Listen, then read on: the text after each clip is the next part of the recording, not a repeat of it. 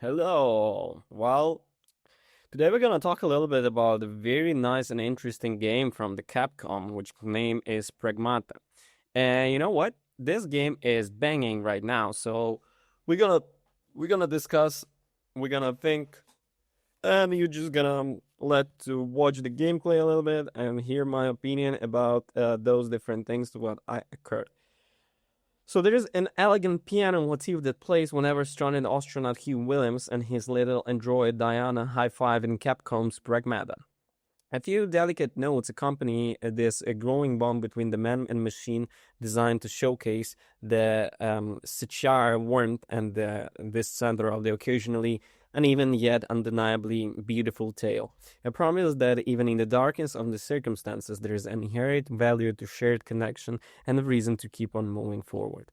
While it would be easy to describe Pragmata as a third person shooter where you hack into the 3D printed robots before blowing them to the pieces with all manner of space guns, which kind of leads a little bit cliche, it's totally that.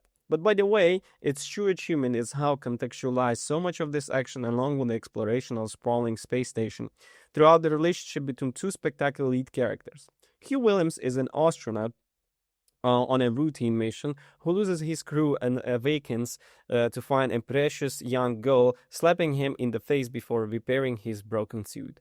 From there, it is off the races as you discover what brought this grand complex to its knees and how, if you all might escape it.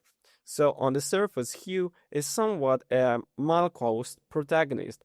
His backstory is stretched only lightly beyond the fact that he was raised an orphan and harbors an orthodox view of family dynamics. It doesn't matter who you are, where you came from, or whatever you highly advanced android that looks and acts like a real human, you deserve to be heard, cared, and valued. So when Hai stumbles upon adorable android Diana, he immediately vows to protect her and get both of them home, and the space station succumbs into their own corruption. The Delphi corruption has created a vast facility on the moon that is experimenting with a new substance known as lunafilament. It has allowed scientists to create entire cities, including one particular stunning level set in New York Times Square. Um, or a street heave, or replicate the biodiversity found on Earth in the form of sandy beaches and thick forests. One day, this may be key to settling humanity on the other planets. It can even recreate human beings, albeit with the limited capacity thanks to the lacking personality constructs and inability of the androids to fully adopt the thoughts and feeling of those who inspire them. Capcom is evidently criticizing the role that generative AI has come to play in everyday lives and how it's even possible to create something beautiful in a matter of the seconds with advanced technology. Does it really mean anything if it has no soul? Diary entries throughout the story reflect this dilemma. With the Delphi employee questioning whatever what they are creating has actual value or whatever is morally right to try and bring something back, or some we might have already lost. I won't delve much further due to obvious spoilers, but there are a number of the poignant moments throughout the Pragmata that asks the big question, what about the true nature of Hugh and Diana relationship really is? And in some places it lacks depth, especially when it comes to Hugh backstory and rushed final act. But I still feel emotionally invested at each and every turn. Even if that weren't life is a forfeit, Hugh was wants Diana to step foot on the real beach instead of diagnosed pixels swirling across the harsh metallic simulations.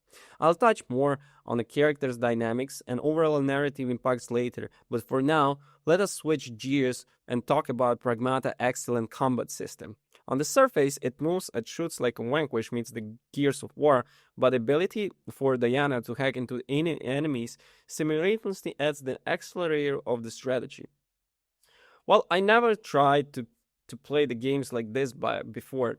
Whenever you aim an enemy in Pragmata, all of which are various forms of humanoid or insectoid robots, a hacking grid will appear on the right hand side of the screen.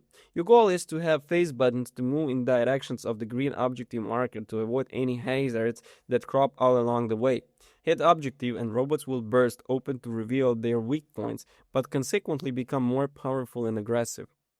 You need to act fast and capitalize on these weak points by unleashing as much as damage as possible, all while using huge thirsts around to dodge around the environment and make sure you are taking into account to other threats. Hacking modifiers and playstyles allow you to deliver programs that speed up the time it takes to override certain enemies or even turn them against each other in the battle. While you can get up by using the same strategy over and over again in the most encounters, I love how many of the rewards that came from experimentation, seeing how my foes reacted to every specific weapons and the hacking combos. Well, speaking of the weapons, Hugh is spoiled for choice regarding badass space guns. Your standard firearm is pretty harmless pistol, but it never runs out of ammo and it's perfect for getting out of a tight situation. This goes supplemented by missile launchers, impact shotguns, laser rifles, and a slew of supportive weapons that trap robots in digital nets or summon swords of the turret that distract hostiles from above while you keep hacking. I keep comparing Combat Resident Evil Requiem and how much more accomplished it can feel in the terms of enemy design, player movement, and the strategy amount of mechanical options available to me in the most scenarios. I could push each of its gameplay systems much further, not to mention how much strategy I need to consider of harder difficulties or when tackling of the low options challenge missions available for especially the shelter. What's or what you ask? Well, let's talk a little bit about the shelter. So the Pragmata is upfront about the fact that it wants to be cute and shamsy. The relationship Hugh and Diana develop over the time sickeningly sweet, with our charming astronaut taking the role of doting father with untold enthusiasm. While much of the chemistry comes to life narratively throughout the moment-to-moment dialogue, it is shelter that allows you to fill this place with the toys for Diana to play with, have casual conversations, or engage in a game of hide and seek. Actually, a comfortable hub area you can return to whenever you find a fast travel point in the game world or to die to enemy. The shelter can be filled with holograms designed to be facilities of Diana's bedroom, a lounge filled with toys, a camp in the woods, or a beach on which you can build sandcastles. It's not uncommon to load back into the shelter and watch as Diana learns to use skateboard or fires a water pistol on you from behind the cover. Lots of adorable animation to play out.